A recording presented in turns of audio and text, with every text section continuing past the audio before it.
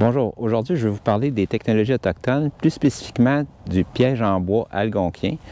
Un piège comme ça, il pouvait en avoir pour plusieurs animaux. Il pouvait en avoir pour des ours, mais c'est sûr qu'il était pas mal plus gros.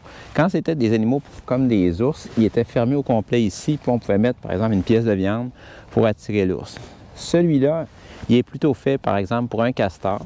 Alors, dans le cas du castor, on l'installait dans les sentiers, dans les chemins où le castor passait souvent. Le castor passe souvent dans les mêmes endroits pour aller chercher les arbres et les arbustes dont il a besoin.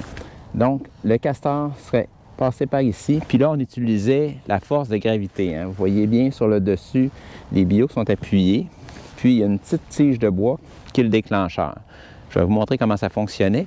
Je ne vais pas me mettre ma main là, parce qu'on peut s'entendre, ça peut être dangereux. Pour vous démontrer le fonctionnement du piège, je vais utiliser ma fourrure de castor sur une pagaie. Alors, le castor empruntait son chemin habituel.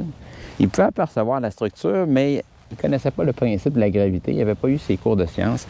Alors, il passait dans le piège et il restait coincé.